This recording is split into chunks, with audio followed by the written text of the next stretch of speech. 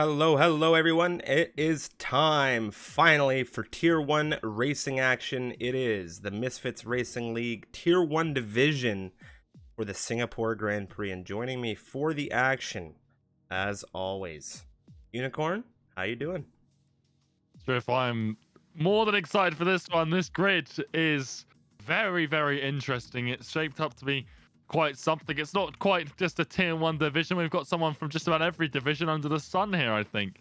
So around Singapore, a race that can really be decided on strategy, not only on pace. That we'll have to see how some of these people from other divisions fare here in what is technically our fastest grid. So I'm very excited to see how this one plays out.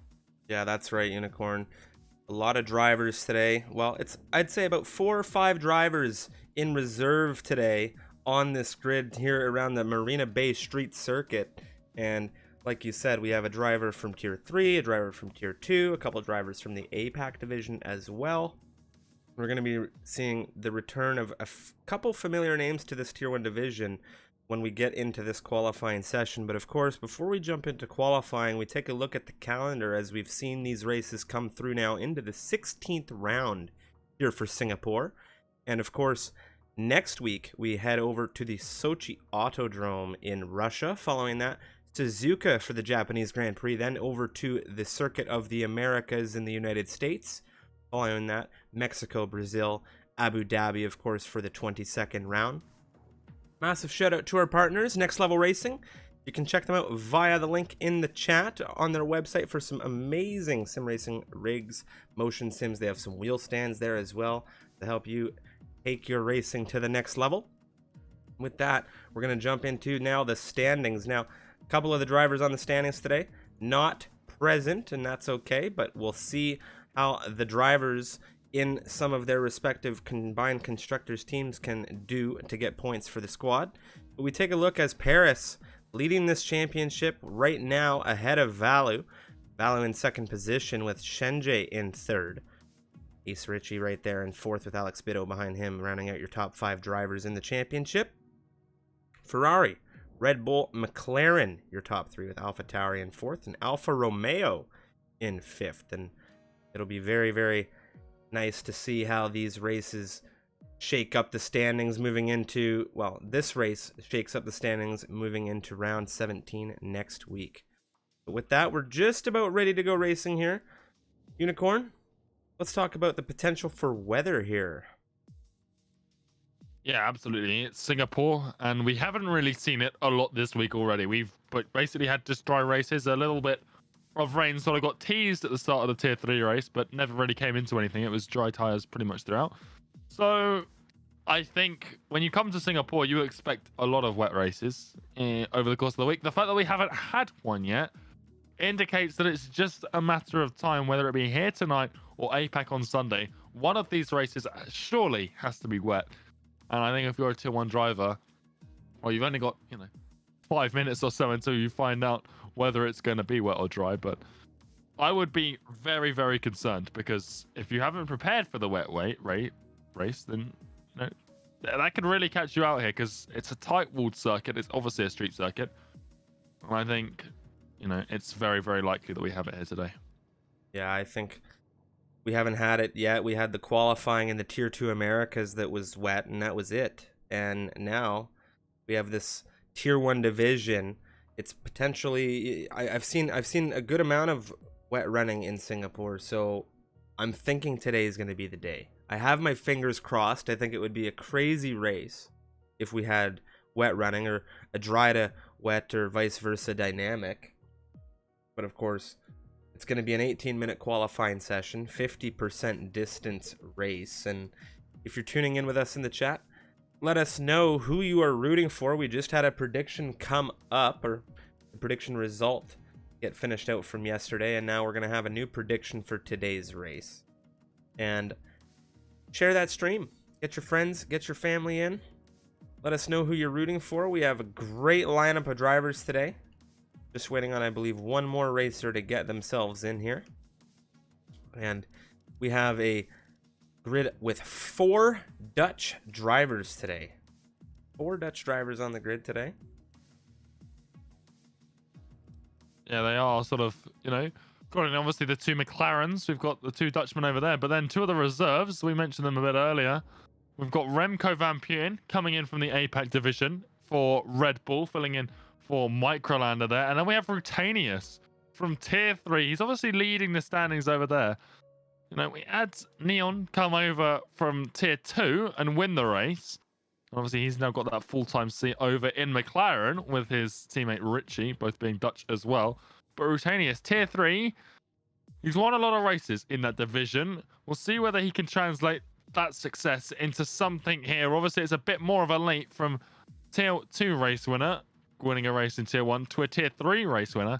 But even if he scores points drift, that is going to be a monumental achievement for the Dutchman.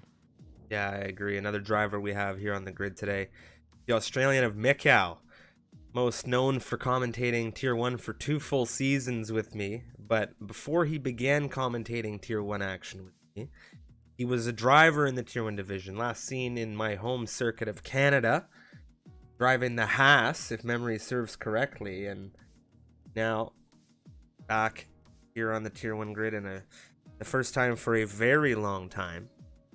Who else do we have on the grid here we can talk about? Remco van Putten, and his rivalry with Alex Bitto is absolutely legendary. And Alex Bitto now in the session. I do believe we're getting everybody ready to go. Of course, we have the Dutch circus here in full force today. Rutanius, Remco van Putten, Ace, and Neon with their Mr. Engineer, Mr. Bud. Shout out to Alex in the chat there. I know he's going to be doing some telemetry dancing there. And here we go with the countdown now, Unicorn. Yeah, absolutely. We got a couple of reserves over at Williams as well, including Azir from Tier 2, I believe. So we'll have to see what happens. We've also got Richie over there in the other Williams. He's changed his name, I think, to avoid any confusion with Richie in, of course, the McLaren. So that makes it a little bit easier to work out who is who, but he usually goes by Richie. I think he's going by Sinti today, or R Sinti. But we've got, two Williams reserves. Neither Yoda nor Luca here tonight. But yeah, Yoda, a last minute dropout. He was planning on racing. He was doing the preparation to drive. But I do believe he just had some IRL commitments, and of course, family and priorities of that sense come first. And so I think he might be with us in the chat today, watching his Williams boys do him proud. Well, we've got a 0 over there, and Tier 2 drivers have a pretty high success rate here in Tier 1, which is maybe a little counterintuitive, but it's just been the way everything has fallen so far this season. But we have 20 drivers, and it's dry. Again, no rain being present in Singapore. This is quite unusual. And now, if anyone's an APAC driver watching, I would, be a little bit concerned, because I imagine if we haven't seen rain at all here yet, surely Sunday has to be the time. But dry for today's campaign, and we've already got people flinging themselves out of the garage, including Rutanius, wanting to get his presence known first out of the garage. Well, of course, for those that may be unfamiliar, we have a combined constructors championship here in the Misfits Racing League, and Rutanius, well, he's doing quite well as the leader of the Tier 3 division for Racing Point right now. And as the leader of the Tier 3 division, and as a Tier 3 driver, regardless of his standing, he is able and eligible to reserve for grids ahead of him, meaning he can reserve in Tier 2 or Tier 1 racing seats should the opportunity arise. And that's just the case for him today. He's filling in for Vexit over here at Racing Point, and we'll just have to see what the championship leader of Tier 3 is able to do a couple steps up into Tier 1. Took a P3 on Tuesday, if memory serves correctly. Yeah, another podium for him. He's got a good idea of how this goes. Rutanius is not just a driver. He really gets involved in engineering as well. So he's usually on the other side of this car, looking on, watching, seeing where the strategy plays out. He's already got a strategy in mind today. you know, we see a lot of medium runs here in Singapore. I think Rutenius is going to go for the faster tire, a little bit aid himself in qualifying and getting a bit higher up this order by using the softs compared to the mediums. And it's a pretty strong idea, because if everyone else is going to be using a slower tire and you're from a lower division, it makes sense to try and give yourself every advantage that you can. We saw Tupsus yesterday, also in a racing point, go for the softs on the start, and it was working out pretty well for him, and he would have scored points had it not been for an unfortunate issue. But it's Rutenius starting the first flying lap of the session, coming down into turn 1 and turn 2. So far, nothing bad coming out of him yet, and obviously, like you said, he's already done a race around here, picked up a podium, so he's got a lot of experience in terms of this week driving this track. Now coming down the first of many DRS straights, obviously the new addition of the second one coming out of turn 13, but it's down into turn 7, and a lot of overtaking will be sure to be happening through here later today into turn 8. Still keeping things nice, clean and tidy for the Racing Point, as he still manages to just push through. Now approaching turn 10, this sort of Singapore sling section of track. Nicely done so far from him, using all of the curbs. And he is really not giving us anything to criticize so far about this lap. It's been pretty good so far. Onto that new section of DRS straight. Down, flying towards turn 14. Again, a potential overtaking spot. Maybe not quite as fruitful as turn 7, given the shorter run-in. But still very possible with a good exit now into turn 16, 17. These 90-degree corners that Sector 3 provides. Now into 18. Swooping under the grandstand into 19. And still it's going very well for the Dutchman here in Tier 1 for the first time of his career. Now on the outside, using all of that curbing there into the final 2 corners. 22, 23 to the line. Rutenius a 133.665. And we'll see how that holds up over the rest of this session. Yeah, it's a very nice opening run for him. A solid banker, if not a solid run to get him into a good position for this race. I mean, it's a possibility to invalidate here. We've had an issue. Crashed on the line. Yeah, that's not good for the Williams. Here's that flying by now. Ferrari beginning a lap. I believe that was Domi. Ferrari finishing a lap. Or just chaining runs. Paris. You're not going to see a lot of times early on the board here, but we've got 3 already. Rutenius with that provisional pole time. Fraser at 34.1. We saw Arcinti 35.482. That issue is he span. Azir here today. Tier 2 driver in a reserve capacity for Yoda, and well, he had a solid outing on Tuesday as well. Excuse me, yesterday.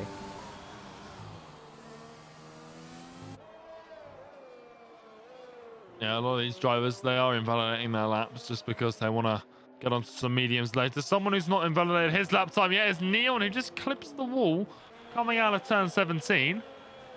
I don't think it's going to hurt his lap time too much, but it's still valid for him. And we'll see whether he finishes this one out on the softs. Oh, actually, he has stopped us at some point. Yeah, he's coming into the pit lane. Not a fast lap at all from him, but I think that might have just been him giving Richie a tow, maybe seeing what their soft pace is like, because Richie, he has just finished out a lap in the McLaren, but obviously invalidated, so no time on the board. So many drivers on those invalidated runs.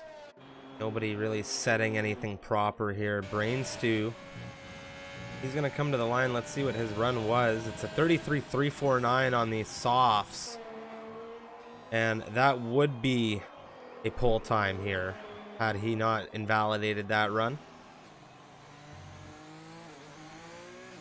Yeah, lap record here in MRL 132.723. So right now Rutenius about a second off of that, 9/10. They get to get specific, but he is a tier 3 driver. We're yet to see a tier 1 driver beat him, but I think that is just because we are really waiting for the drivers to get out on the mediums, and it'll be a little while until we see that, I think, so that they can get out. And those final 5 minutes on the track is at its fastest. Milan, he's doing sort of a dummy first run here on the softs. He's already invalidated it. He invalidated it before crossing the line, I think, on the last couple of corners, so that he can push and see where his pace can land in the Haas. Theo Longe just ran a 132.9 invalidated in the Mercedes.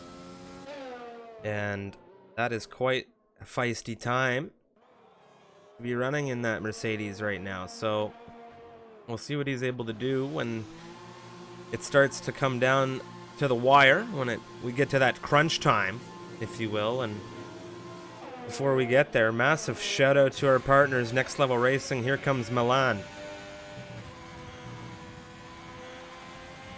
Well, he invalidated it before. It's a 133 flat, but I think that would have been invalidated anyway because of the huge corner cut he did into 22 there. So whilst I think deliberately invalidated for the Haas driver, I don't think it would have been valid if he had just done it normally, but still an impressive time.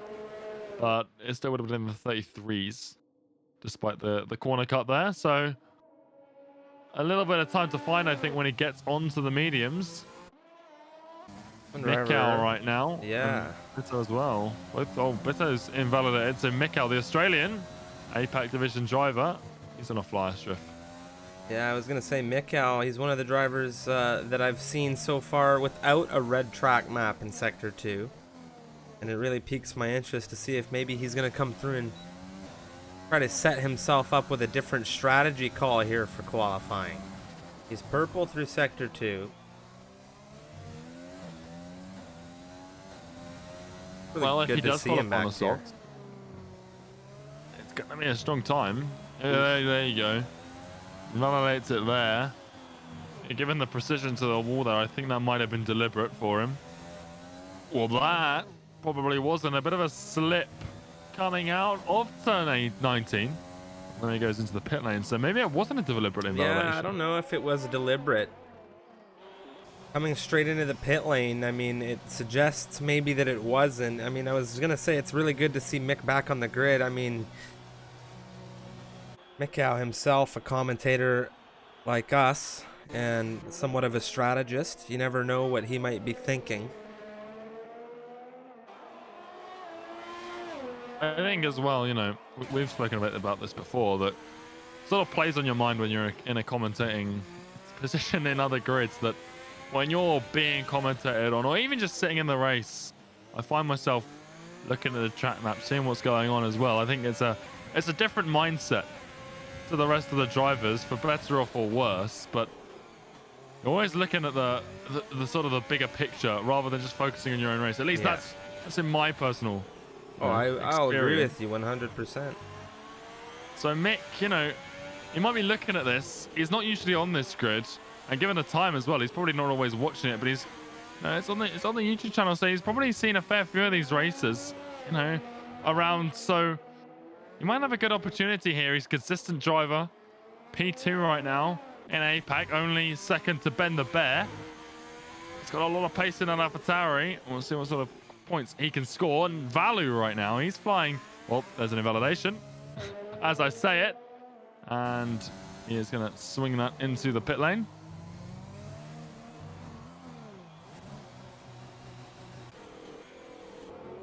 Jason flying now.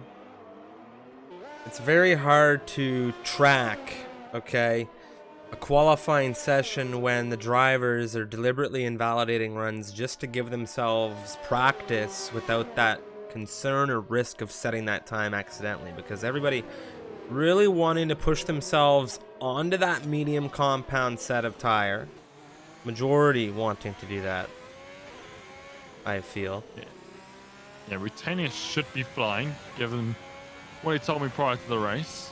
And he is going to qualify on those softs. So we'll see if he can find an improvement. He's found a fairly big one through Sector 1 alone, over a 10th found there. So improvements for him, I think, a low 33. You know, people think he's capable of that, and I think he'll be thinking that in his mind as well. He's a very competitive driver. He may not be a full-time here in Tier 1, maybe from 2 divisions down, but that won't stop him from trying to get pole position here. And right now he has been sitting at the top of the timing tower for quite some time. Circumstances allowing, of course, but still, it's an achievement for him, flying down DRS wide open into 14. And he hasn't found quite as much time through Sector 2 as he did through Sector 1, but he's still up. And he's found more time, and that's the important thing now. Sector 3, a lot of times to be found through here. This could be our new fastest time of the session. Low on fuel. This is definitely a push lap for him.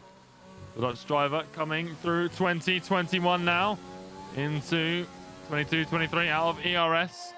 All the long straights, burn that off nice and quickly. Here comes the Dutch driver. He finds 4 tenths, 3 of which found in the final sector. And it's a 1:33.2, and that is not a bad lap time at all. Half a second off the lap record. But my oh my, that's a pretty strong time.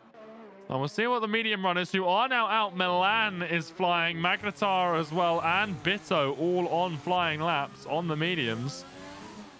Can they beat that time set down by Rutenius in that racing point? Well, Magnetar right now, first runner on the mediums to get a serious time through other than Domi.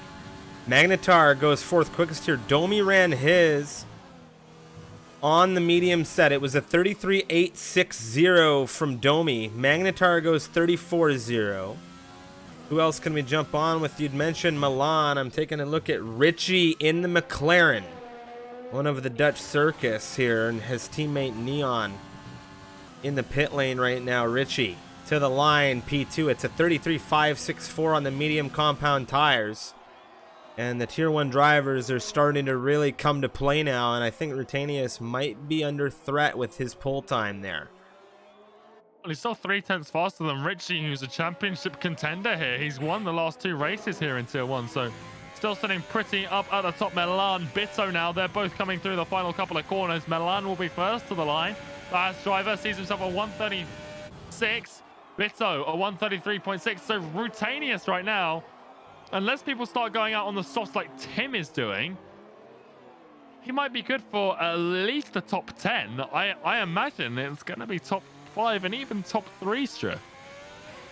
Yeah, I think you're there with your prediction. I think top 5, top 3, very likely. You never know what to expect in these sessions. I mean, I imagine there's a lot of racers that would love to see the time stand. Stop the clock, as they say. Yeah, Rutenius, he's up there now.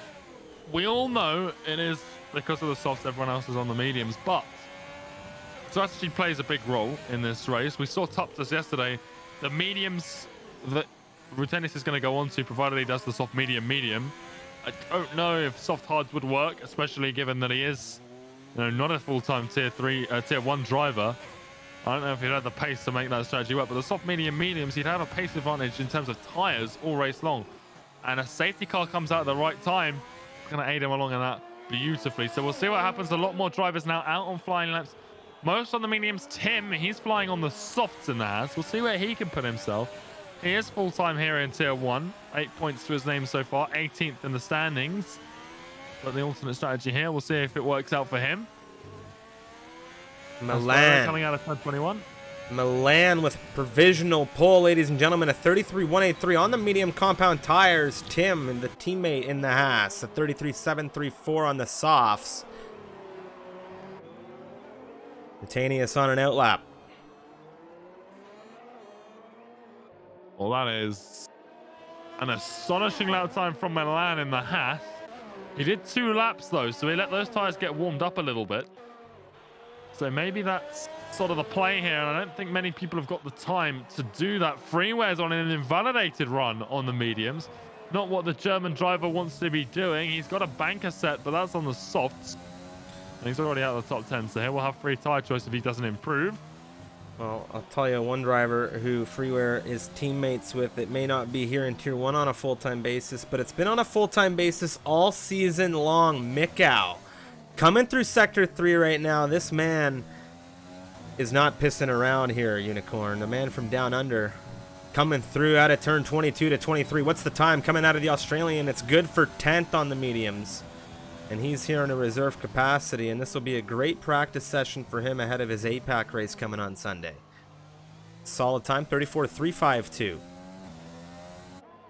Yeah, absolutely. Someone else from the Apex division, Remco Van Putten, on an outlap on the softs right now. He's just giving Valu a little bit of a toe, and we'll see how this plays in. Valu, a championship contender, P2 right now in the standings. He was P1 before Paris joined the scene. He's flying as well in the Ferrari, but he is behind the Red Bull driver who's dropped his time. Yeah, I'm not Valu's sure what's dropped his happened.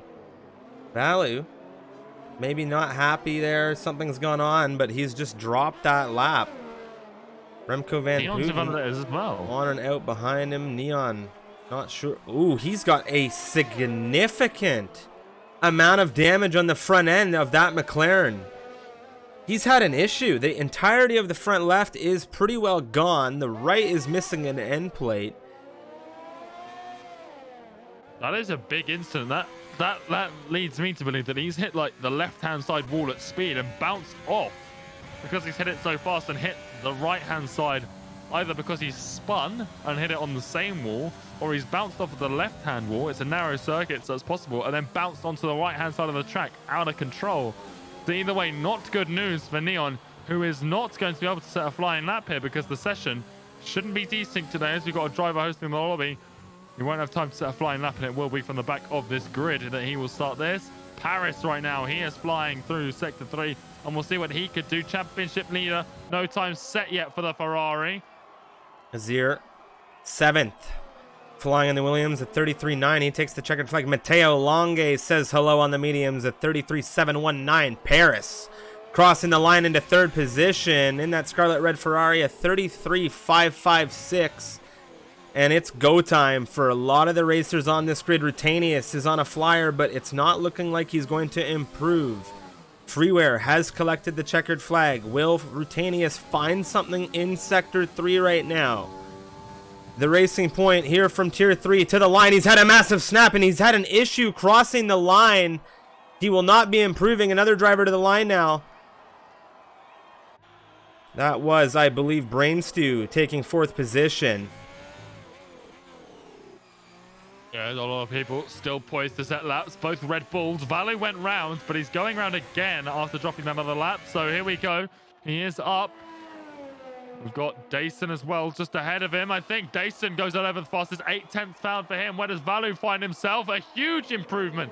11.7 seconds into P3, just behind Rutanius and ahead of his championship rival more appropriately. And more importantly, Magnetar on the soft P2, a 133.2. Richie as well. Where does he land in all this? He's got 2 corners to go. He's already found just over 2.5 tenths. Where does the Dutchman finish? It is pole position. In the dying stages, Richie. Last 2 races he's won. Now he sits pole position for this one. And on a circuit like Singapore, by just 1/100th of a second, he beats Milan's time.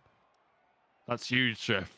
Look at this grid all the way down to 15th, less than a second with the tire differential and strategy changes for these drivers through qualifying here, Unicorn. This race is really shaping up to be a banger. Neon failing to set a time in this one, but it was his teammate, his dynamic Dutch partner over at McLaren, Richie. A 133.167, jumping Milan by just shy of 2/100ths of a second here. The Haas driver, a 33.183 with Magnetar in 3rd position. The Scott driver in the Renault, a 33.261. What a qualifying finale that was. Yeah, Richie really pulled that out of the bag. I think he was about 7th before he crossed the line there. So a very, very important lap time. He pulled it out the bag, and it puts him in good stead to make it 3 weeks on the bounce. But obviously, Paris, Valu, they're not too far behind. Depends how quickly they can get past. Rutanius is on the softs, and they've got Milan as well up there in P2. He put in a huge lap that was only dethroned in the very last minute there. So there's a lot of fast people. A couple of people on different strategies. We'll see what everyone outside of the top 10 goes for, whether we see that hard medium rather than the medium hards. 2-stop as well is a possibility. Not really advised, but if you're starting on the softs, you could be a lot faster at different intervals. Obviously, overall race time. Very long race here at Singapore. It's a long lap. There's a fair few of them, especially if we get a safety car something of that nature. But here we are in for the formation lap, and the grid is as stands. Richie, pole position, just beating out Milan by 0.016 in qualifying. Takes away the Haas from pole position. But there on the front row, we have Magnetar F1 and Rutanius, both on the soft compound tyre there in third and fourth, locking out the second row of this grid. Rutanius, a lot of eyes on him right now as he's a tier 3 driver, reserving in tier 1. Valu in 5th, just ahead of his championship rival Paris in 6th. Then we have Brainstew in 7th in the Alfa Romeo. The 2 Mercedes line up behind him, Alex Bido and Matteo Longe in 8th and 9th respectively. Then Tim, also on the softs, in P10. That's not a great place to be starting on the red-walled compound tyres. That's a little bit worrying for the Haas driver. Domi behind him on the hards, and there's a lot of drivers on that white-walled compound. You've got Azir, tier 2 reserving here in 12th place. Dason in 13th, Sindarko on 14th, and Fraser in 15th, all on the hards. Then Freeware, he opts for the mediums ahead of his teammate for the evening, Mikkel, the AlphaTauri driver from the APAC division, reserving here. And speaking of APAC division reserves, we've got Remco Van Putten reserving for his team, Red Bull Racing, over in 18th place. He's on the mediums, as is Arsinti, aka Richie, in 19th place. But obviously, 2 Richies here, so he's renamed himself, maybe to make it a little bit easier. Not quite sure, but he's reserving for the Williams squad. And Neon, unable to set a lap time in qualifying. He's a very fast driver. He was doing what the likes of Azir, Rutanius are doing, reserving in the tier above here in tier 1. He was a tier 2 driver. He was leading that championship, but he came here. He won the Hungarian Grand Prix, and now he sits Twice. here on the grid as a full-time driver. Back to back, he won that race. True, he won it in tier 2, and then he won it in tier 1. It must have been such a feeling, you know, you win the race, next day, I'm going to go win the race again in a higher division. You know, it was a great drive from him. But lining up now. Oh, I'm nervous for this one. I'm nervous for this one. Ladies and gentlemen, get your predictions in. The prediction for channel points is up. Of course, we want to read that chat. We want to know who you're rooting for. Let us know who you've got on the podium. And, of course, my favorite, let us know how many safety cars you think we may see for this racing campaign. But, of course, as always, Unicorn, please do us the honors. Take us away. Well, there we go. It's 3, 4, 5 red lights here on in Singapore. It's a long lighting sequence, but we are away here. Will the soft runners get a better start? They should do. And Magnetar is getting off the start. Rutanius as well. He prides himself on his race start, and he's already looking up the inside of the Renault driver. He doesn't find it into turn 1. Valu is still ahead of Paris coming out of turn 3. A lot of positions held here. Tim, he finds his way past Matteo in the Mercedes, and the other... Hey, there we go. We got Domi as well up his inside, but Matteo holds on. We got a VSC. It's Remco Van Putten. A huge portion of that front wing is missing off of that Red Bull, and the debris spawning a VSC here. Matteo drops 2 places.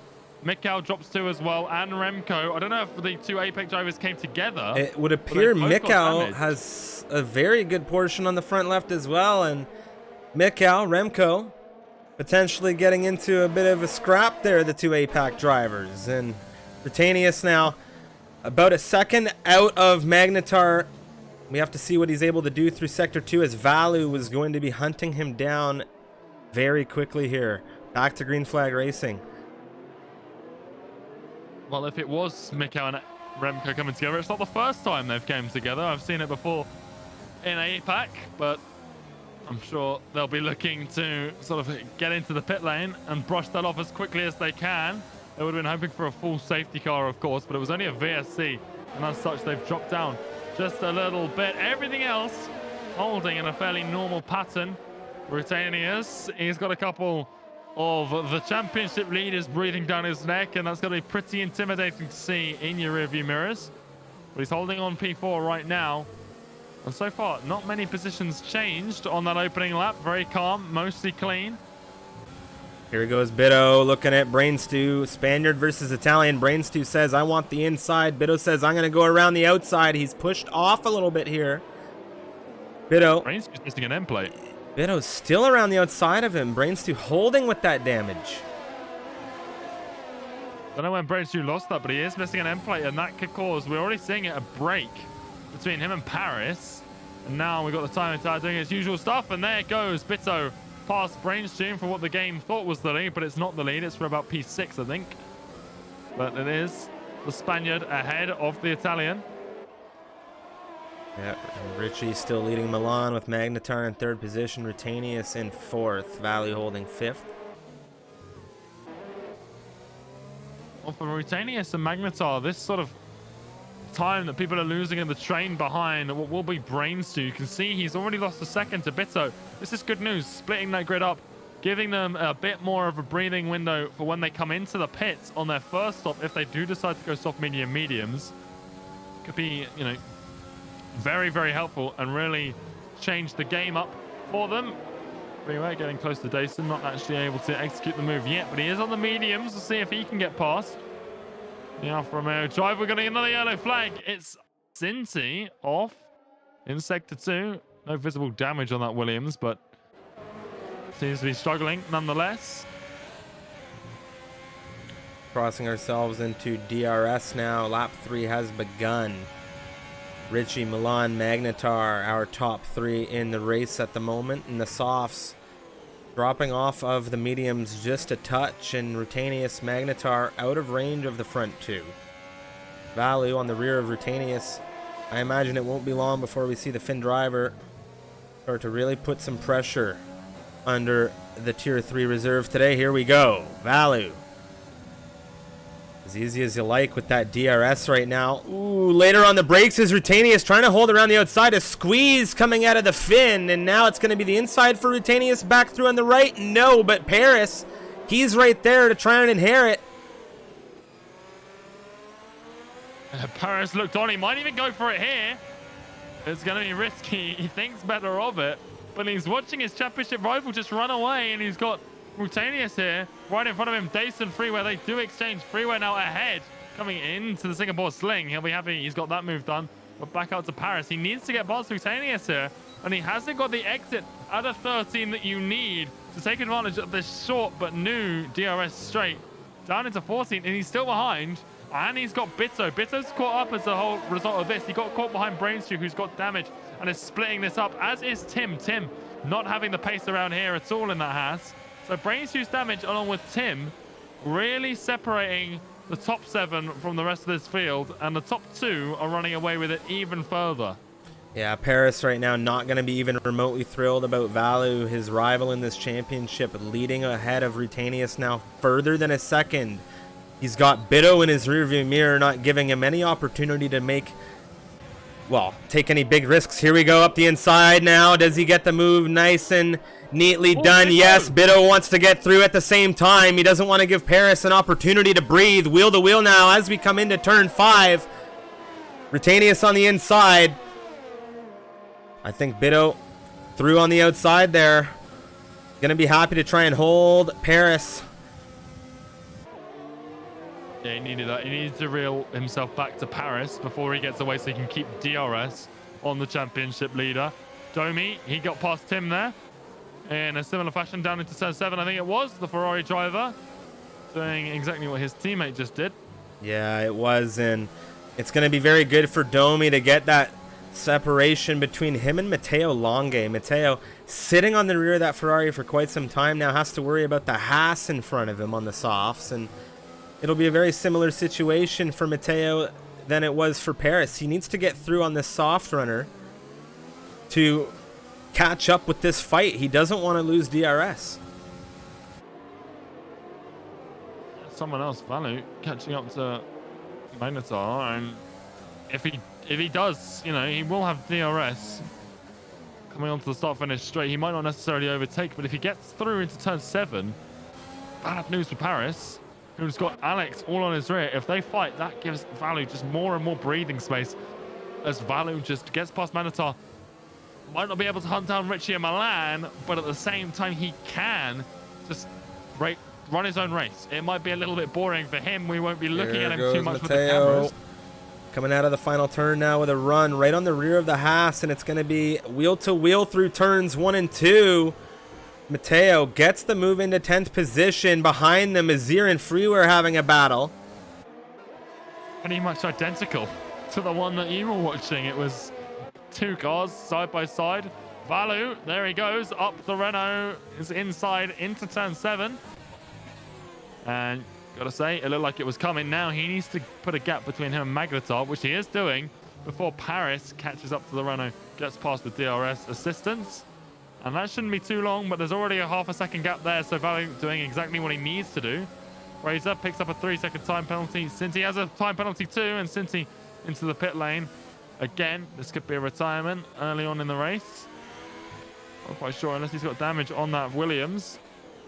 Brainstew right now looking at the rear of Rutanius very closely with Domi on the rear, and Brainstew might have had an opportunity had he not slipped coming out of turn 13.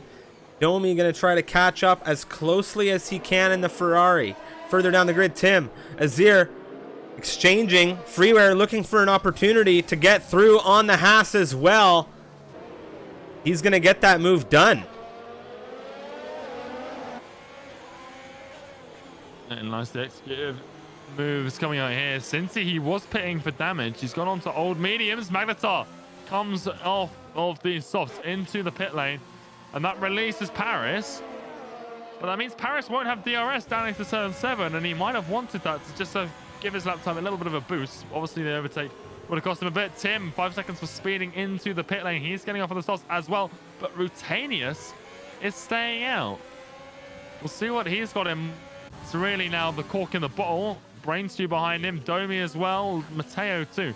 Bit of a train forming behind the tier 3 Dutch driver. And Brainstew, can the Italian find a way through up the inside? He's got a lot of speed, and you got to say, it looked like that one was coming. For a mile off, Domi is going to look for it as well up the inside of Rutanius.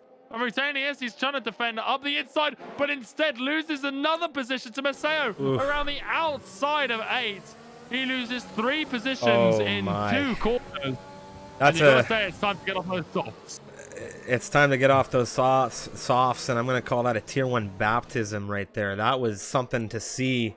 Tier 3 driver on the softs, missing, I think, the pit point, but he is a strategist in himself. He may come back to say, I told you so later. A slight tap from Dason on the rear of Azir coming through turn 13. Neon gonna want to try and inherit a position here from the Alfa Romeo. He's on the outside. Is he gonna get that move around the outside right now? Dason giving him everything he's got. Neon gonna get it done. Neon's proving dangerous as always right now. He is really carving his way through this grid. A lot of pit stops helping him do that. A lot of mistakes in the opening lap. But he's up into 13th. He started dead last. Not over for him. It never is. He always likes to put on a real show, a real charge. Freeware gets past Rutanius, who dives into the pit lane.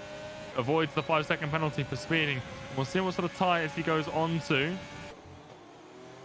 I think for most people, it's the one stop, the soft hard strategy coming out, and it will be the same for Rutanius, not emulating his teammate in tier 2 strategy, Tuptus, who went for the soft medium. Domi now on the rear of Brainstew. Could be looking for a move here for 6th. I think he's going to go for the move. Brainstew with a disconnection straight into the wall on my screen. What has just happened? What? I'm so confused as to what just happened to Brainstew. He went straight into the wall and then just sort of teleported back out into Domi's way. So I'm not quite sure what's going on with the Italian there. But I do believe he's still in this session. And I don't think Domi will be too happy if that happened on his screen as well. But my oh my, that was interesting to say the least. And Matteo now having a good look at Domi. They're not going to find it through 13. It's a bit too tight. You've got to be really brave if you want to send a lunge up there. And, well, maybe even a little bit insane if you want to try and move into there. But Matteo holds off. He's sticking with Domi, sticking with Brainstew as well. As long as Brainstew's connection is helping him stick to the track, because, well, that's something we don't see every day, Striff. Someone just straight lining into a wall and then holding the position. If I were to talk about who had a big struggle in qualifying, Neon, he's making a lot of positions here on these hard compound tires, and he's pretty well made up half of the field. Pit stops have started to come through now. Brainstew into the pit lane here. Neon, well, as I've just begun to speak about the Dutch driver, he decided it would be a grand time to pick up a 3-second time penalty. Oh, well, he's had a big problem through the opening few corners, so that might leave him open to his ear. But you see it a lot when someone's starting in the position that Neon started in, back of the grid. You've got to push hard to try and get back into the points. And well, if that takes a 3-second time penalty, if you finish 6th, you get demoted to 8th. Well, that's better than losing out on all points altogether. And well, he's done it well. He's charged himself almost to the front of the hard runners. Domi and Sindako, the only ones he hasn't passed so far. So he's got a lot of pace in that McLaren right now. It's just a case of will it or result in any points for him. Right now, his teammate has held on to the lead this entire time. Milan has stuck with him, though, for just as long. And he got Value as well. I said he was going to run his own race. He has been doing so. He's just chilling in 3rd place ahead of Paris, who's been holding off Bito in a similar fashion to Richie holding off Milan. Well, the top 5, pretty much all to play for there. A 3-second time penalty could see someone dropped off the podium. Definitely. Pretty much entirely. Definitely. Yeah, and anyone who's picked up a penalty at this point, I mean, Unicorn, we're not even at that third of the way through this race point. We might still see some serious drama when these pit stops start to come through for these racers. We've seen it before. Yeah, I mean, you just have to look at Rutanius. Look, one extra lap, and it's sort of... It can look crumble. how far it's dropped him. Look, Tim started so far behind him, and now with the undercut, he's 1.8 seconds ahead of him. Obviously, again, Tier 3 versus Tier 2, Tier 1 driver, but it doesn't really make a difference, in my opinion, because Rutanius out-qualified the Haas, and now he's so far behind without DRS. He's got more fast drivers behind him. He's in a big hole of trouble in that racing point right now because he didn't pit early enough. If you see, you know, some of the medium runners make the same mistake, again, huge drama, like you said. So very much a lot for these drivers to consider. You know, I look at the top 5, no one on the same team there, so no risk of double stacking. And then you've got Domi on a different tyre strategy. Paris, Matteo probably a bit too far off his teammate, similarly to Domi. But it shouldn't really be an issue for anyone. So it's just a case of the individual decision as to when to pit. And a lot of the time that can be very, very difficult.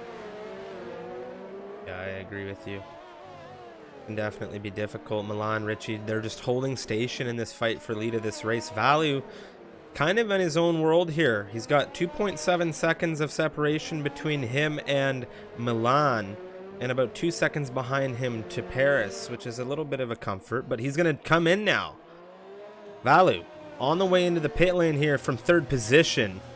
Paris, Bito moving ahead through, and now this is an undercut coming out of the Red Bull. To be honest, I'm surprised he's the only one trying this, but someone's got to do it. And if this does close up the gap to the top 2, maybe leave Paris and Bito behind, it's going to be excellent for the Red Bull. If it doesn't work, well, it shouldn't lose him too much time in the grand scheme of things. So it's a gamble that isn't really too risky, so I can see why he's done it. Like I said, I'm surprised maybe, you know, Bito didn't try it, maybe Matteo or Freeware as well, but we'll see how it goes. But I think it's a good decision from the Red Bull driver. Sets him in 12th place. He's ahead of everyone else who's pitted this race, and he's in a strong place. Value 1.3 seconds, just shy of, he was just shy of having Magnetar in his DRS coming out of that pit lane. Could have been very good for Magnetar to have a bit of DRS here. Penalties starting to come through. I think that's 6 seconds. Yes, it is now for our Sinti in that Williams. Yeah, he's really been struggling, but going back to Magnetar, 1.5 seconds. He started on the softs. That strategy has really worked out for him right now, because only 1.5 seconds. Richie comes in. Milan following him as well. Paris 2. Bito staying out. Bito is pushing. Bito is going to absolutely send it this lap and go for an overcut. Risky strategy, especially considering his teammate is doing the same. What is Matteo thinking? Because he's going to go for 2 laps longer. Freeware, he's in. So for Matteo Longe, I think this is a mistake, because he has to stay out surely 2 laps. Because I don't know if there's enough of a gap there. It's about 9 seconds between him and his teammate. Might be enough time. with the game. It's a bit hit or miss as to how long you lose. Let's have a look. Where is Richie, Milan, Valu, everyone else? Valu is right behind the 2 leaders. Very it has nice. worked out beautifully. Magnetar's ahead of Paris. That's huge. That is huge for Valu right now. What a call from the Red Bull. What a call. Yeah, that was a big strat call from Red Bull, getting it done when they couldn't last week in Spain. Also, Milan's not too far from losing DRS to Richie. If Richie can push here, and he is, if he can break that DRS, you know, doing the Singapore sling here, and it looks like he might be doing just that. It's close. They are really dancing with that 1 second. Richie's got more battery to play for here. And this could be all over for Milan, because if he loses that 1 second gap, then Valu is going to come and say hello, really push him. Oh, man. Milan doesn't have DRS. Here he comes. Here comes the sitting Red Bull. duck. Because it's only 1 second now, but as soon as Valu starts knocking on his door looking for that overtake, you know, down into turn 1, it won't be turn 1, but it could be turn 7. That Haas driver has a huge host of problems. He has been sticking with Richie all race long. Now, not so much. This is that drama we were speaking about earlier. Here come the other 2. Well, here comes the medium double runners. stack out of the Mercedes squad, and this is gonna hurt Matteo. He's just now getting the tires swapped. Bitto's gonna come out now. Where is he gonna land? Where's Magnetar? Where's Magnetar? Where's Paris? Well, Magnetar and off? Paris got him. Yeah, but the exit here, a bit of an interesting one. Yeah, it's still Bitto ahead. Matteo, he's going to get passed by Freeware. And he lost a couple of seconds there because of it. And look at the positions he's losing as a result of that. If he didn't lose those 2 seconds, I reckon he could be at least 13th now, if not even 12th. This has really harmed Matteo Longe in his race, given that double stack coming out of the Mercedes camp. Not too sure what to say about that. I guess they had a strategy coming into it. They didn't want to deviate from it. And, well, they've paid the price here. Meanwhile, Valu, has he lost DRS here? He has. He has, yeah. Everyone really expending a lot of battery right now, but especially Milan and Valu. Under 10%. Richie's cruising in comparison. Right now, Paris. He's very, very, very good on his battery right now. He's just looking to maybe have a patient, consistent race here. Biding his time. Waiting to strike on Magnetar at the most opportune moments. Not trying to ride him too much through the 3rd sector. And he's got a huge battery advantage. He also has a slight tire advantage as well. Magnetar starting on those softs. 5 laps he's put on those hards. It'll be 6 now as they cross onto lap 13. There's a yellow flag being brought up. Who is this? It's Tim. Tim has had an incident, missing an end plate. Off on the inside, coming into turn 20. Very narrow section of track, so he's done well to avoid getting hit there, avoid getting, you know, enable him getting out the way there of everyone else. But he comes into the pit lane. Paris, Magnetar now. Paris on the inside. Neat move there from Paris. Gets the move done on the Renault for 9th, and he'll try to advance and pull away now from Magnetar.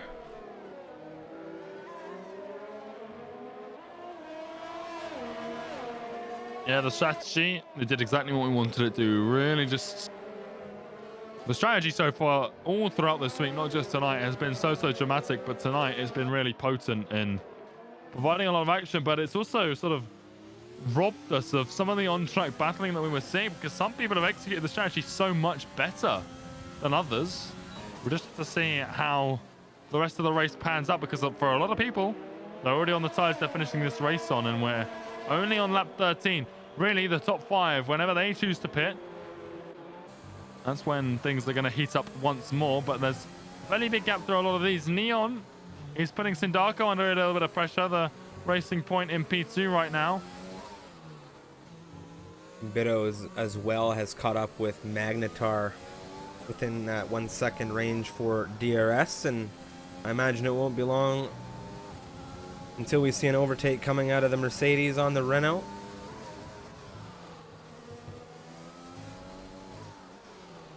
Yeah, Magnetar just needs to hang on. It's only 10th place now, but it won't be 10th place at the end of this race, provided he can just sort of keep up, maybe hang on to Bito's DRS, because there's a huge gap behind him. So definitely points on the table for the Renault driver, and he'll be looking to score them. And here goes Alex Bito up the inside into turn 7. We've seen it once today, we'll see it again, I'm sure. And the Mercedes driver slots past into 10th place. Show me Richie. now. Oh. Richie's getting ready to take his first place after coming out of the pit stops. Britannius Fraser wheel to wheel right now. Britannius around the outside. A little bit of a wheel bang there. Fraser losing 15th position to Britannius. Jason and Richie now. Richie getting through on the Alfa Romeo. Yeah, that's turn 14 as well. So you can see that the traction that those hards are giving him, you know, enabling the run down out of 13 into 14. It's a short straight in comparison to, well, the gap between turns 5 and 7. It's not really a straight considering it's broken up by turn 6 technically, but it's a much shorter run. And Richie's just got the pace at this stage of the race. Milan as well. He'll be looking to do the similar thing to Jason here. I don't think he's going to have the pace to do it into turn 1, but turn 7, just like we saw, you know, multiple times today. Bito and Magnetar, the most recent of the two there.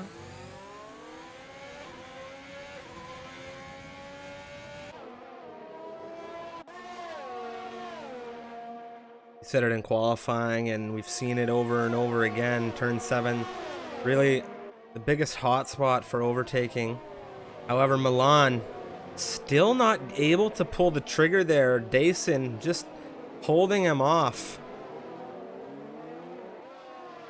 That's a problem. That's a problem for the Haas big driver, problem. because I think Richie's used a lot of his battery actually, and his ear City driver hanging on to a lot of it. But Richie, he's got a lot of pace. He's looked very comfortable so far this race. Hasn't really seen, you know, too many problems for the McLaren driver. His teammate not quite having the same sort of race, even though he is ahead on track right now. Penalty, not having a qualifying lap, all of these things. Richie seems to be quite composed. But again, he's not able to get past Azir in the same way he got past Dason. But Milan having to correct the car coming out of 14. Maybe pushing a bit too hard to try and get past Dason's shift. He just doesn't seem in control of this race right now. And given the tire difference, Dason's on 75% battery, Milan on 14. So even though the roles should be reversed, Dason just seems to be, you know, making Milan race his race rather than Milan, you know, getting on with his own. So this is a problem for the Haas, but it's also a problem for the McLaren if he can't get past the Spaniard ahead of him. Yeah, well, he's doing a really good job right now of keeping him at bay, Azir. And Azir just, he doesn't give up easy. We know that for certain. And I just want to take a moment to give a massive shout out to Vexit. Thank you very much for the raid and greatly appreciate that. There goes Richie on the inside of 6.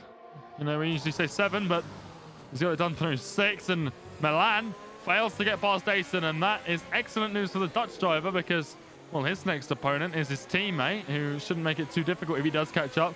And Milan, well, he's now got 2 cars to get rid of before he can go and hunt down the McLaren. And he's in single digits as well in terms of ERS because he is really pushing who's coming into the Singapore sling to stay with Dason. So Milan struggling in the mid portion of this race. Yeah, this isn't good after Richie was able to get out and get 2 cars between them. And then Valu, of course, if Milan's struggling, Valu, he'll want to know all about it and try to do something about that Haas, considering the amazing undercut he had. Neon takes a 3-second time penalty. That brings him to 6 seconds. Fraser right now with 12 seconds. Arcinti with 6. Brainstew with 3. And Freeware with 3 for penalties right now. Yeah, Dason, he's just picked up his second penalty as well. 6 seconds for him too. So he may be comfortably ahead of Milan right now, despite the tyre differential, but he has got 6 seconds of penalties. Can Milan look for it into turn 1? He thought about it. He didn't go for it, but he definitely thought about it. And now, surely, this is the lap he makes the move. Surely the AEST driver can get past here. Jason still hasn't really used a lot of that battery. He's coming out now of turn 5. They're going to go through 6. And this is the run, surely. Sindako, Neon, they're battling as well further up the track. They're side by side, but Milan gets past Dason, going back towards the battle for P2. On track at Neon, really trying to take this place. They are side by side still as they come now down into turn 10, and Sindako holds off the Dutchman for now. A lot of wheel-to-wheel racing there, a little bit of contact between the two cars, but they're both still going. And this reels in Richie faster than he probably was expecting. And that's not exactly bad news for Neon, because obviously they're teammates, but for Sindako, you won't want to let Richie pass quickly, because he can defend on track for position. We'll see how it goes when the McLaren driver does catch his teammate and the Racing Point, who are currently fighting it out for P2 on track. Yeah, these are battles you just love to see. Mikau now adding himself to that penalty list, and Mikau not having the best drive I imagine that he wanted to have today. Of course, he's here in a reserve capacity alongside Remco.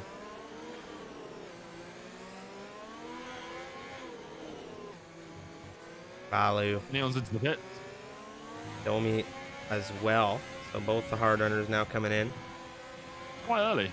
I wanted to mention, of course, Milan, Dason, Valu, Paris, all in on the train. Yeah. He struggled so long behind Dason, he's just snuck up the inside of the Williams into turn 1.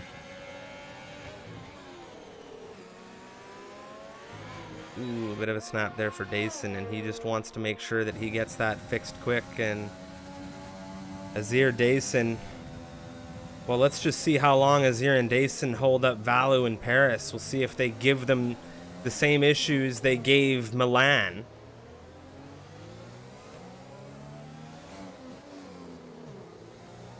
I still can't believe Milan just snuck up the inside into turn 1. He's still stuck behind Dason for so long than Azir. Like a walk in the park for the Haas driver. Very, very interesting. He's used a lot of EOS though to make that happen. Maybe he learned his lesson by not using enough on the Alfa Romeo. Maybe using it in the wrong points, but he's pushing now with what little he's got left. He's on 3%. Richie's on 18. The Dutchman has such an advantage. 1.5 seconds now to leader Sindako, who surely has to react to the fact that Neon came in for mediums. Domi as well. 13th and 14th for them. Domi, no penalties. Let's see where the Hungarian lands in all of this, because right now he's on the faster tyre. He's in 13th, so definitely a possibility for points here. Yeah, I couldn't agree more with you here as Valu's hunting down Dason. Dason and Azir both jumping into the pit lane behind Sindako now. Richie, Milan, Valu, your top 3 runners in this race as we cross into lap 19. Paris on the rear of Valu. And Paris right now leading this championship. Valu in 2nd position. That Ferrari is not going to enjoy looking at that Red Bull rear wing. Uh-oh. Neon? What's happened to Neon? He's retired the car. Caught at the pit. Fraser! Uh-oh. He spun it in the last corner. End plate is off. I don't know why Neon's got it quit. Sindako, what's going to get out just ahead of him? But he's got out behind Domi, which is a great news for Domi. The Hungarian has undercut there. Why has Neon called it quits? I'm not entirely sure. I think that's a rage quit.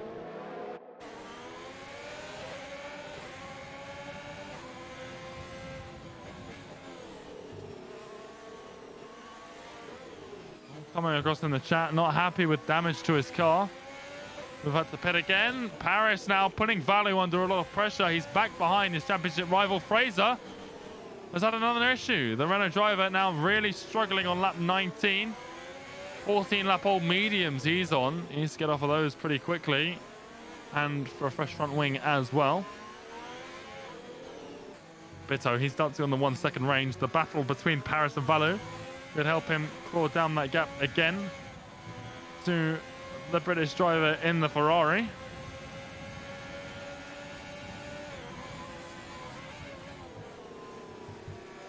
This is a serious battle between two rivals that we're watching unfold for this third position right now, and you just love to see it. Domi right now, Brain Stew. Domi on the inside of Brain Stew through into turn one, getting the move done.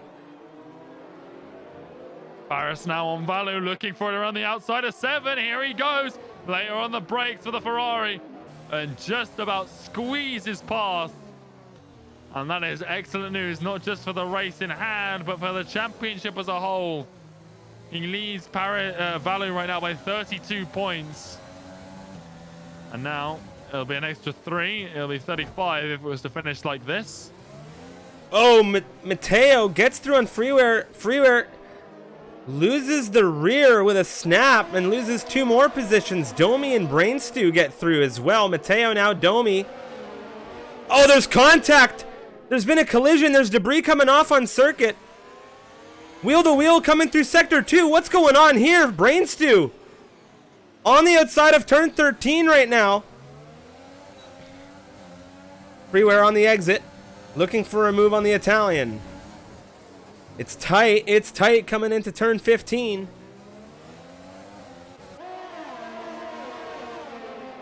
Well, I was monitoring the battle for P3, and then I come back to this, and there's a whole bundle of cars seemingly out of nowhere battling for the final few points. And Domi won't be happy about that damage. He was on such a great strategy on those mediums. Now, you might just have to soldier on with the broken front wing, and he does. He's going to go around without the M plate, and he's still in the points. Penalties will play a role, but a lot of those drivers in there have penalties. Sindarko, he gets Freeware down into the run into turn 1, and he picks off the AlphaTauri.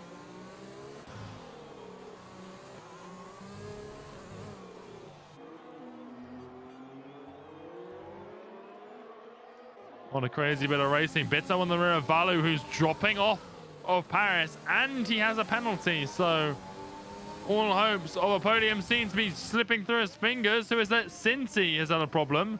He is facing the wrong way with no front wing. The Williams is missing his entire front wing strip. That's a VSC. He's looking at this grid coming through. That's bad luck.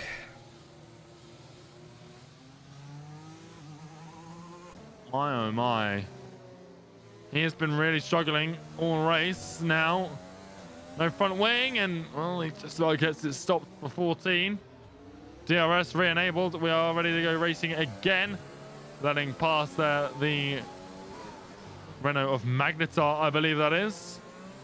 Making sure not to be a hindrance to this tricky third sector, especially when you've got no front wing, providing that downforce that you desperately need here. Sindarko, he's tight to the rear of Brains to the Italian, under a lot of pressure from I believe his fellow countryman there. Is he in the wall? No, he didn't go into the wall. He's just offline there, Arcenti. Okay, I thought he might have crashed into that wall. Yeah, just getting out of the way there, making sure it doesn't cause a problem through what is a very tight section of track. And you'll have to see, you know, that Freeware chops to Azir. Sure. Did he just have an issue himself? I jumped on with Freeware, and I do believe he had an issue. I thought he'd gone into the pits for some reason, but no, he's just had a huge loss of time for whatever reason. Sindarko now with a great run on Brain 2, and well, that's as easy as you like up the inside of 6 into 7. He just does defend now, but defend he does. And he's got a purple sector 2 as well to boot. Dason, Freeware. Freeware's dropping here, Striff, and I don't quite know why. Yeah, Tires I'm not sure overheated, either. maybe? I'm not sure. That's a really interesting situation in the AlphaTauri.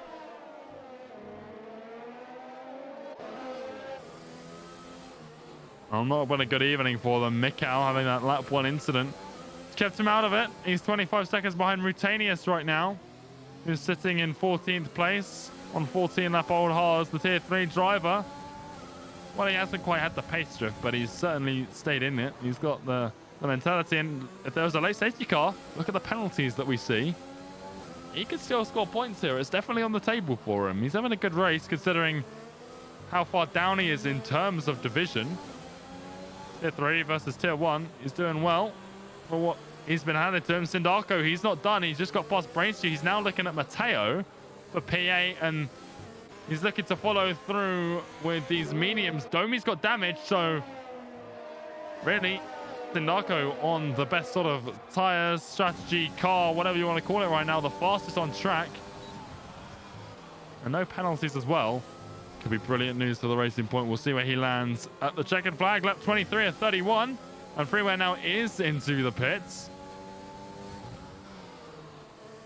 Sindako wants to get through. Well, here we go with Sindako on the rear of Mateo. Azir is going to move through on Brainstew just behind them.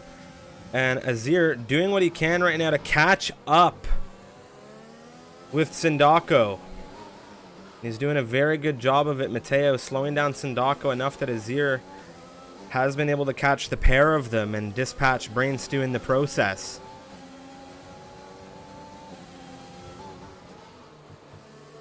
He's doing great things right now, Azir, the Tier 2 driver. And we were saying before, got a good track record if you're a Tier 2 driver in this division. Right now, he's just in the points, no penalty to his name. A couple of drivers ahead of him with penalties. Could be a great finish for the Williams squad because obviously neither of their full-time drivers here, but Azir can score points for them. Arsinti doesn't look like he's going to be scoring any points with how his race has gone, but Azir still very much on for him as they come now through Sector 3. Right behind Matteo Longe on 10-lap old hards. The Mercedes, no damage, but there are cars ahead. Domi, in my mind, he does have damage, so Azir, a lot to play for. Domi, he's not unfamiliar with Tier 2, last season's champion over there. Here goes Sindako on that injured Ferrari up the inside of turn 1. Nothing Domi can do to defend it.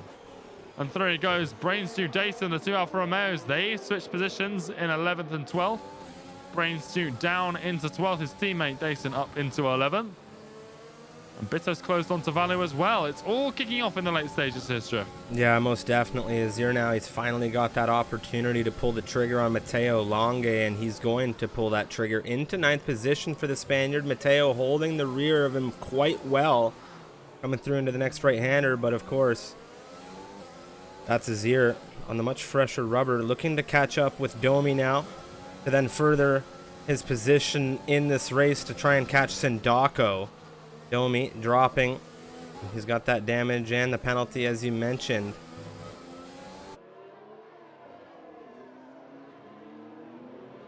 There goes Arsinti. He has called it in the pit lane.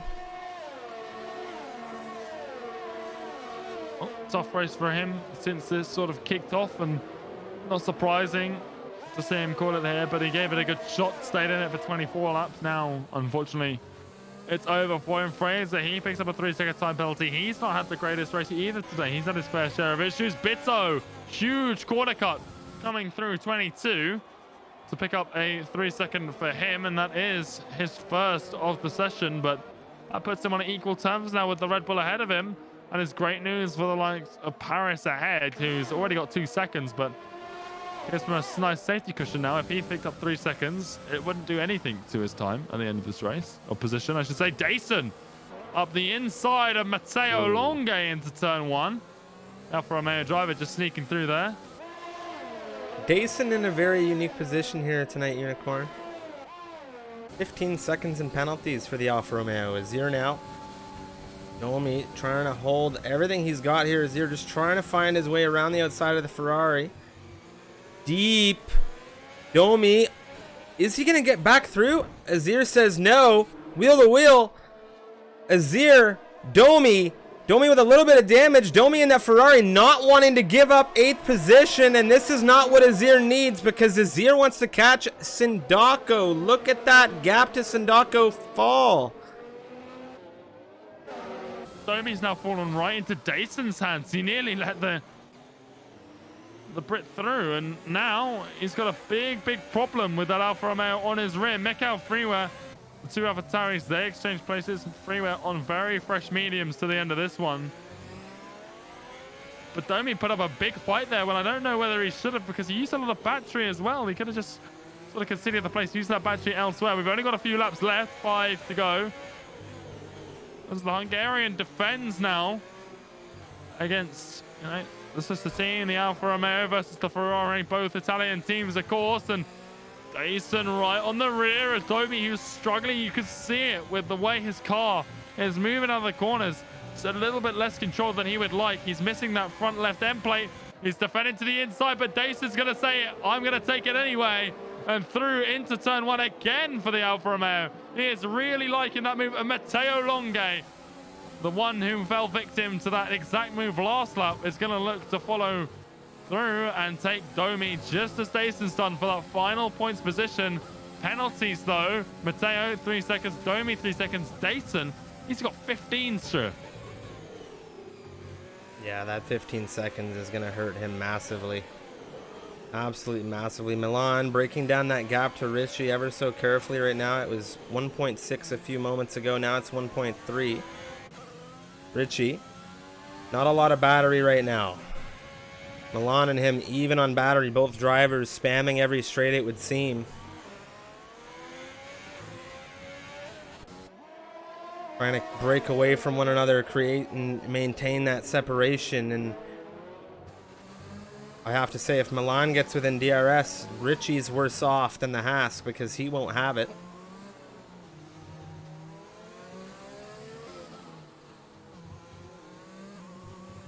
Valu still defending from Bitto. They've dropped another second to Paris since I last checked in with them, but nothing really doing for Bitto either in terms of getting past. Valu using another battery though, and Bitto might be able to strike in the last few laps compared to the Red Bull.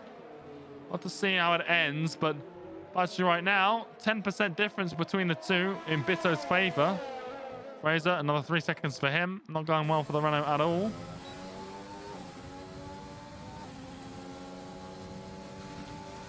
Fraser receiving too many penalties, has been DSQ'd from this session. Well, that's not something we see it very usually, particularly in Tier 1. Never seen that. Darko, Magnetar, side by side, coming through turn 7. A little bit of clip on the front. The Racing Point just makes it past the Renault.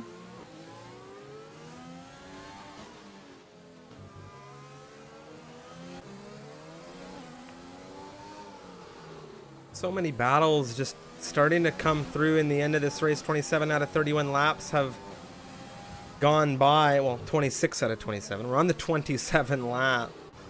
And Bitto still with Valu here. 3 seconds for the pair of them. So it's even between them. A fight for on-track position.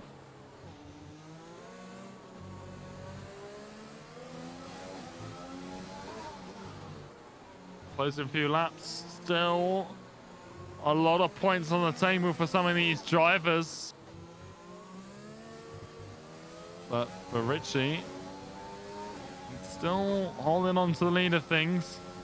Battery is low for P1 and 2. Paris too far back, I think, to make advantage of the battery advantage that he has. I think he's just reserving that in case he needs to defend from Valu and Bitto if he makes a mistake. Right now, the Ferrari driver in good stead. Bitto going for a little bit of push, maybe. Try and catch up to Valu. Use the DRS now. ERS in full swing as well for both drivers. Bitto's got more, though. Can he find a way past the Red Bull here up on the inside into turn 7? He's just too far back. He got very close, but no way through for the Spaniard. But he's got to say, he's putting a lot of pressure. Azir sweeps past Magnetar for P7, and the Tier 2 driver, what an evening he's having on the alternative strategy. The hards to the mediums working out beautifully for the Williams driver there. Potentially scoring points for his team. Tim, he's come off turn 18. Is there any damage on that Haas? Or did he manage to get into the runoff? I think he got into the runoff. No visible damage on that front wing. I think he's all right. Theo sitting on Domi. Bitto, the other Mercedes, sitting on Valu with Dason and Magnetar now. A little bit of a separation forming between them. Actually, excuse me, the gap is starting to break down between them. Azir and Magnetar is where we have that separation starting to form as Azir just took Magnetar a few moments ago. Milan is in DRS of Richie. If he maintains that DRS and uses the battery appropriately, Richie could be in a big issue here. Yeah, it's come up at a bad time for Richie. You know, the last few laps, it's not ideal. Milan, he has a couple of invalidated lap times. I wonder whether that... It doesn't say he got given a warning. I wonder whether that translates to a warning, though. Because if he does, he's dancing on the one end. Richie, no warnings so far. No invalidated lap times. Nothing of the sort to speak of. He's had a clean race, and we'll be looking to continue that into the last 2.5 laps here. Like you said, well, there it is. There it is. That obviously is warnings then. Milan, he had 2. He's now got 3. Dayson sneaks past Magnetar. The mediums are really starting to come into their own now. And Dayson, he's got a huge host of penalties, but we'll see if he can do anything. But Milan, Ostrov, I think, you know, that's game over. If Richie doesn't get one.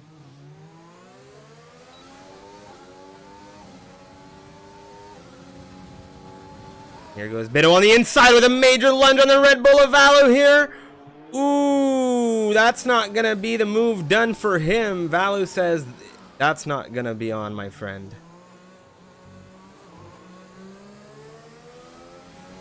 Well, Bitto's been looking for that move for quite some time now, trying, you know, in the dying stages. You've got to push hard for it, but at the same time, you have to pick and choose your moments, because now look at the time he's losing to Valu. This is just as important as the time you gain, because there's no point of having a lap where you gain a second if you're going to lose half a second on the last 2. So he's got his work really cut out for him. For the Spaniard, he's running out of options. You know, he's only got 2 more runs into turn 7 available to him, and given that that's the best overtaking spot on this track, and he's probably going to be too far back this time around on Valu. Valu using overtake, really burning that battery.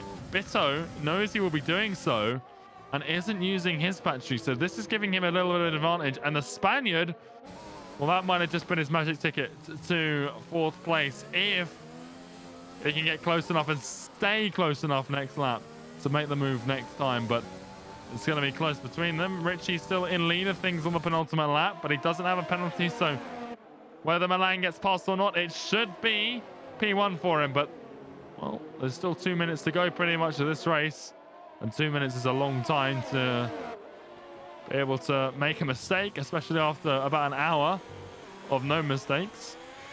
A bit of a slide there for Milan.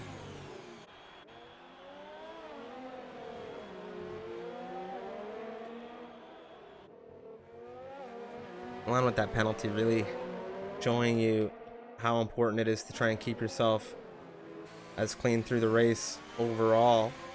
Magnetar and Dayson battling it out now. The mediums must be, you know, getting to the end of their stint, and well, Magnetar, he lost out a few laps ago. He's lost out quite soon. A couple of drivers on this horse to the strategy, and he thinks that's enough.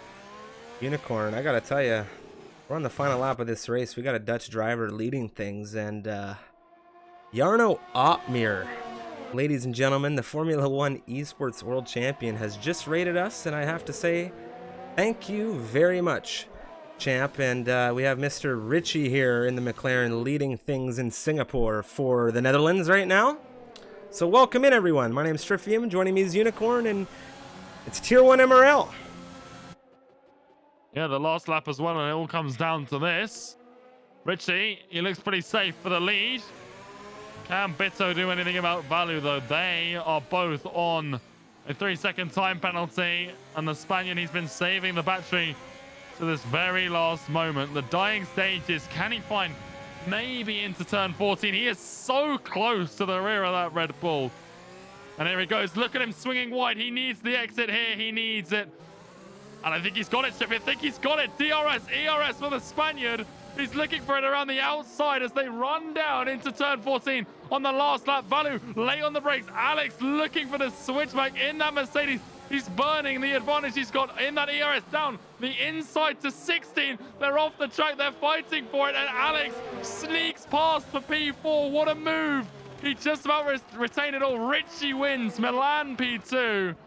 Paris will come home in P3, and Alex Biddo in the last lap. What a move for the Spaniard.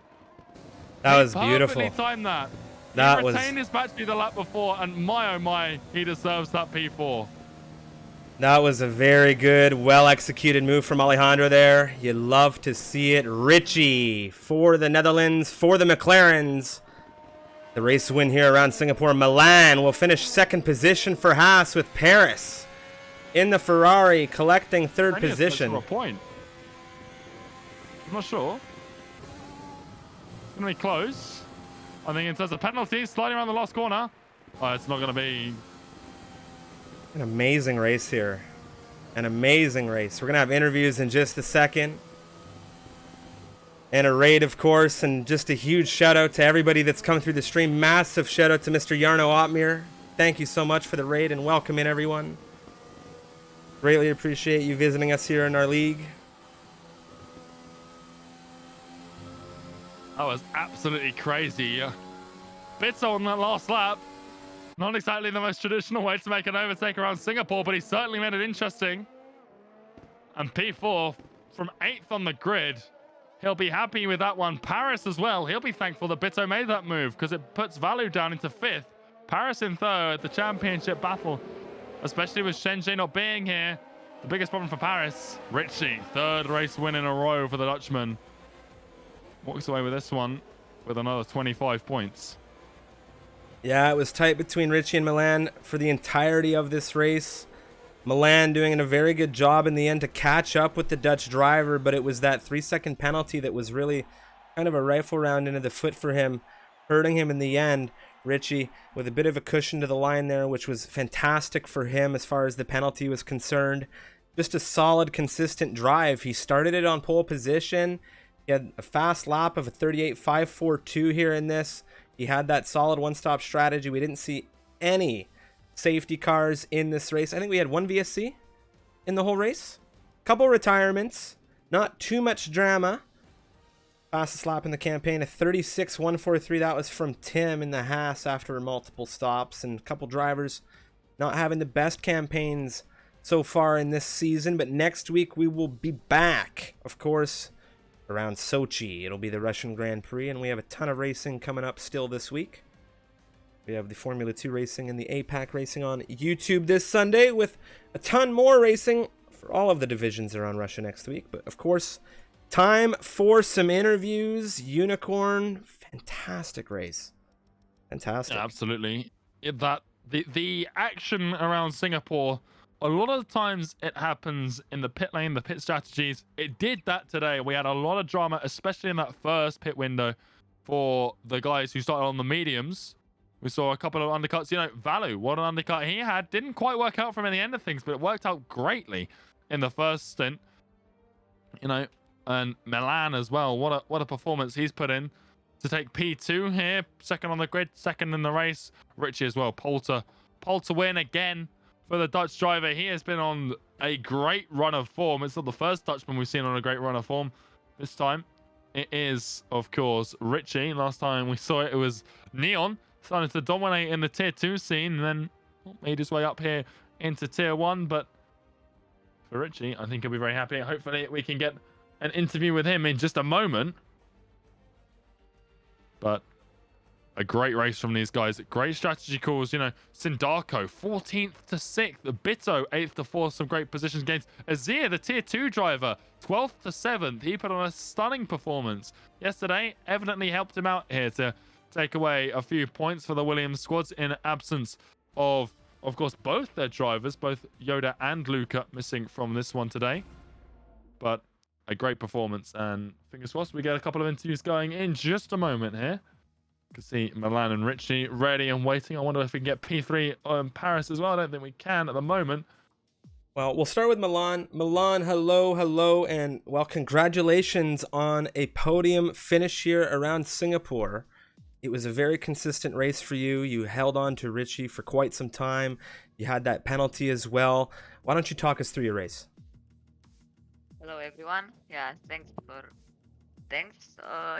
I took a penalty because I cut the track 3 times. Richie had insane pace this race. It was so hard to hold up with him. But in the final laps, I had pace too, and I've gotten his DRS, but I took that penalty that was stupid, and yeah, that was my race. Unfortunately, I didn't take pole position, but I was very close to ace. GG to him. Well, it was a long race. We didn't see any kind of safety car come out. Were you expecting any kind of full safety car in this race, or any kind of weather dynamic, or was it pretty well a race that went according to plan other than just Richie's pace? Yeah, I trained a lot for the wet. As we all know, in Singapore it rains a lot. And about the safety cars, I was expecting safety car in lap one, but it was only a VSC and another VSC in the middle of the race, I think. And yeah, that's it. How does this race set you up, and how are you looking for Russia next week?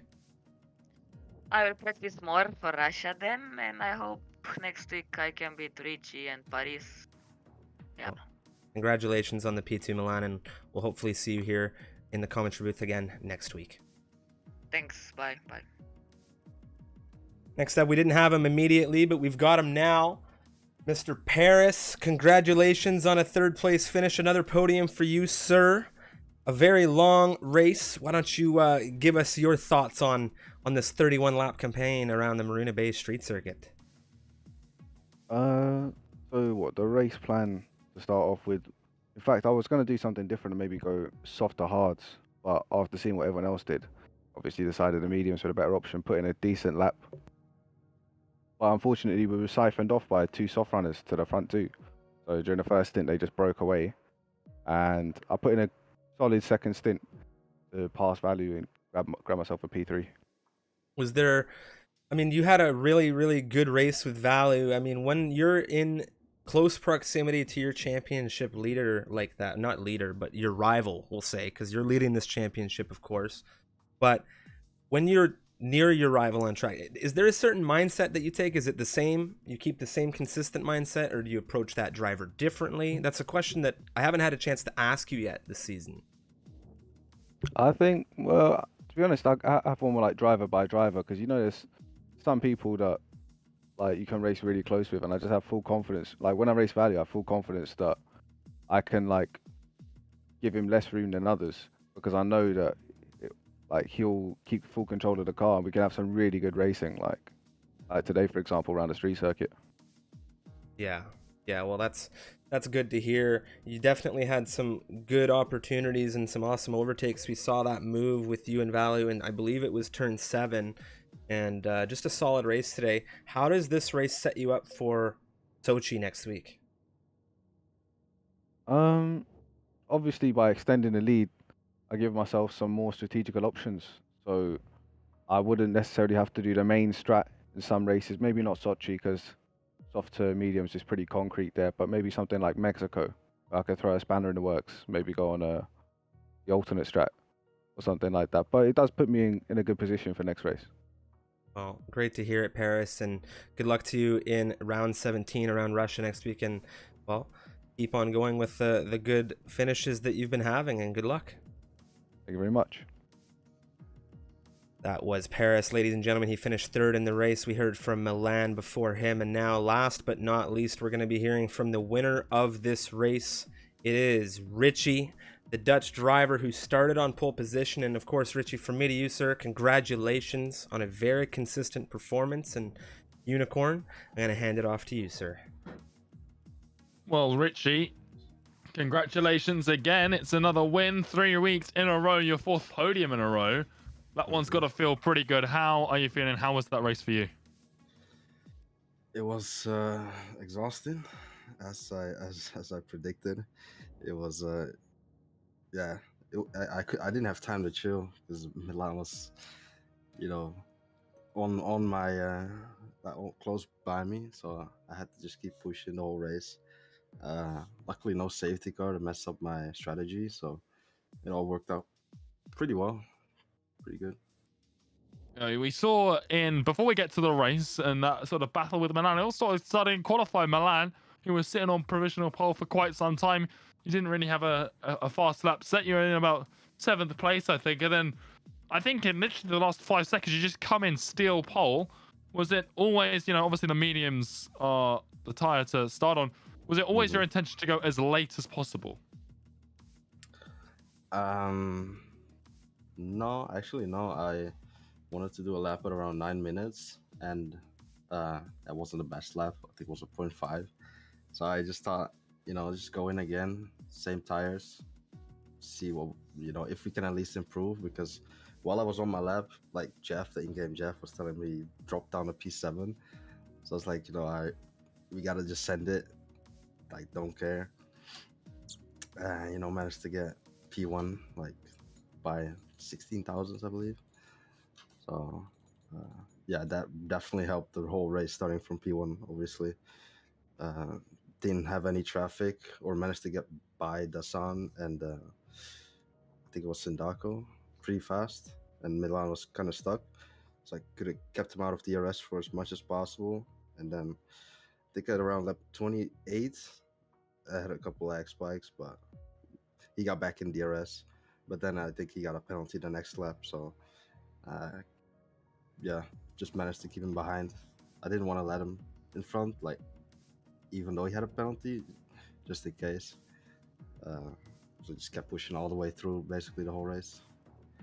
Yeah, absolutely. And you had him there a long time, but at no point in that race did you ever look sort of phased by his presence. You seemed to be controlled. You seemed to be calm.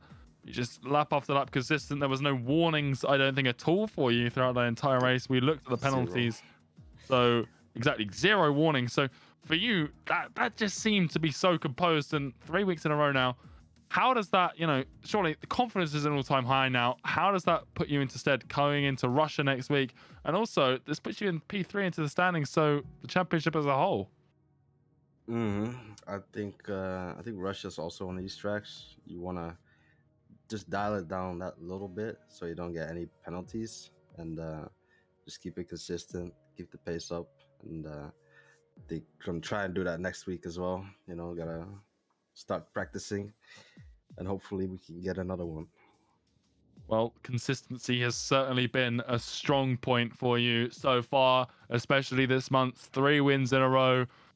Well, we'll see next week whether you can make it 4. But Richie, from me to you, congratulations for this one. A huge win from pole. Just huge congratulations. Yes, thank you. Congrats, Rich.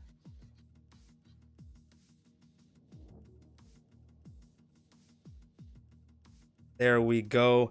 We've got the interviews settled. An amazing race finished. The Singapore Grand Prix for Tier 1 is done and dusted. What an amazing campaign that was. And of course, thank you to everybody who joined in for the stream. Thank you so much to Mr. Jarno Otmir, the F1 Esports World Champion, for the raid. We greatly appreciate all of the support of the community and, of course, the league. And anyone that's looking to join, all you got to do is jump in the Discord and type !apply. We're going to be streaming a ton more racing this week. We've got more coming on the YouTube. And, of course, next week we'll be back with the Russian Grand Prix for all of our divisions. Huge shout out to Freer. Thank you for the 5 gifted Tier 1 subs, as well as Octopus with the Tier 1 sub. You guys and all of the support, it's so appreciated, and we're just going to keep going and growing this awesome F1 community. That's it from me. Any messages from you, Unicorn, before we head on out? We had just so much fun today. Yeah, absolutely. That race was absolutely phenomenal. You had the strategy coming in, creating that drama, and then last minute battle between Bito there and Val. Just, I wasn't expecting that move, but he really pushed, and well, the Spaniard, he put on a great show for P4. Richie, 3 wins in a row. I'm looking forward to next week, Russia. I like that track in the game. I think it provides some very interesting action. Turn, 1 and 2. What a dramatic run down in that is. It's huge there. But of course, Singapore's not over Sunday for APAC and F2 over on the on the YouTube channel, of course. So I'll be over there with Seb for the APAC division, and then of course Bito himself for the F2. But that's all from me. Singapore has provided some great racing so far this week. I hope to see some rain on Sunday, but until then, that's all from me. Thank you all so much for watching and the support, and we'll see you in the next one.